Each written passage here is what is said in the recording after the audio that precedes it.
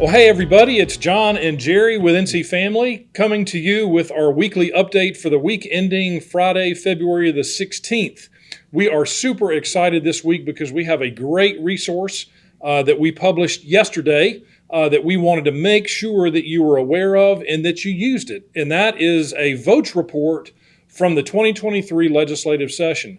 Jerry, as we've talked about a lot, gosh, last year was an epic year legislatively for the Family Policy Council. The General Assembly, gosh, considered and voted on and passed a whole host of bills that were critically important to the families of North Carolina. Tell us about some of those bills. I know we've talked about them for months and months, but just to kind of refresh everybody's memory. And John, as you say, in over 20 years, I don't remember half this number of issues actually being voted on during a session. So it was extra busy time. What I thought I'd do, I want to just mention not the specifics of the bill, but all the subject areas that were actually voted on with recorded votes. Abortion restrictions, care for women, children, and families, parental rights, trying to stop access to pornography and obscenity, school choice, opportunity scholarships, funding for pro-life organizations, legalizations of sports betting, fairness in women's sports, marijuana legalization, and prohibiting gender treatments for minors. Just a lot of very intense issues that you are now able to see how current legislators voted on those. And many of those are running in the primary election that's coming up. Yeah, so these bills were voted on, most of them, in both the House and the Senate. There were a few bills like the marijuana bill, for example, that was voted on in the Senate. The House did not take it up, fortunately, so it didn't pass. It's still pending, so we need to, be ever vigilant about that. But there was a bunch of really critical legislation that was voted on, and we have recorded votes. And as Jerry said, the primary election is taking place on March the 5th, so not too long from now. And as of yesterday, Thursday, the early voting period has opened. And so it's critically important for everybody to go and vote who is registered and can legally vote in the state, but that you are an informed voter and that you know, especially with like incumbent legislators who are running for re-election, know how they voted on these issues.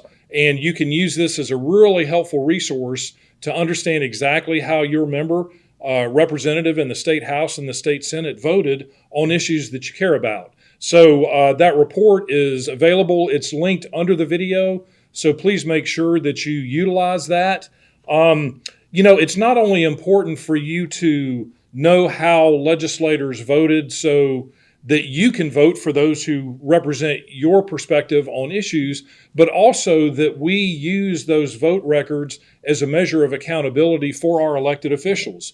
So that, if they say during a campaign that I'm going to support this or I'm going to oppose this, that they actually do that during the election. And if they don't, you hold them accountable for that, but also as a concerned and engaged citizen, that you talk with your legislators, as we encourage you to do throughout the legislative session, and when issues come up that are important to you, that you communicate with your legislators about why those issues are important to you and help them understand, because all those contacts from their standpoint are important and helpful, especially when it's constituents within their own districts. And just as you're saying, John, all the members who are currently serving will be serving through this year. And just as you say, John, even if they're not in this primary election, they will be going back into session the end of April. And they're like all of us. And I know God tells us we need encouragement to do what's right or to not do things that are harmful.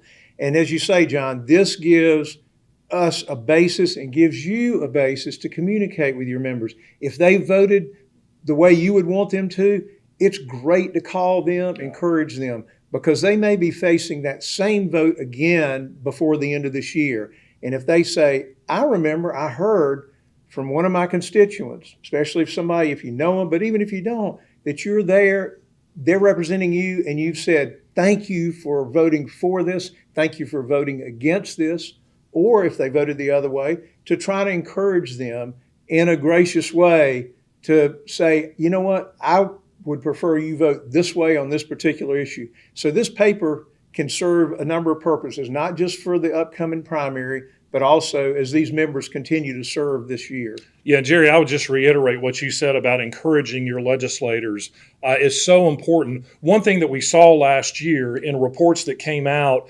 was that the gambling industry on the issue of casinos, they hired over 70 lobbyists down at the legislature to promote this commercial gambling expansion across the state. The only way that we can really effectively counter that is for constituents within the districts of these legislators to reach out and contact them and share your opinion, in this case, in opposition to casinos. That's how our system of government is supposed to work. The people who are represented by these legislators need to be involved and engaged in the process. And this is one critical way to do that, because the more information you have about how your elected officials are serving, the better you can hold them accountable, and the more educated you're going to be when you go to the polls to cast your vote. So, take advantage of this resource. If you don't know who represents you in the State House and the State Senate, there are links under the video where you can go and find out who represents you, and then use this votes paper to find those members of the House and the Senate and see how they voted on all of these different issues that Jerry mentioned to you. We're excited about this. If you have questions, of course, please reach out to NC Family through our website at ncfamily.org, and we would be happy to answer questions as we are able to do that. Exactly. And just want to thank you for listening. Thank you for working together with us. It's important that we all be engaged. Yeah. Absolutely. Your partnership enables us to do all that we do, including providing valuable resources like this votes report. So again, take advantage of that. And we appreciate your support, your partnership, and your prayers. God bless you, and God bless your families.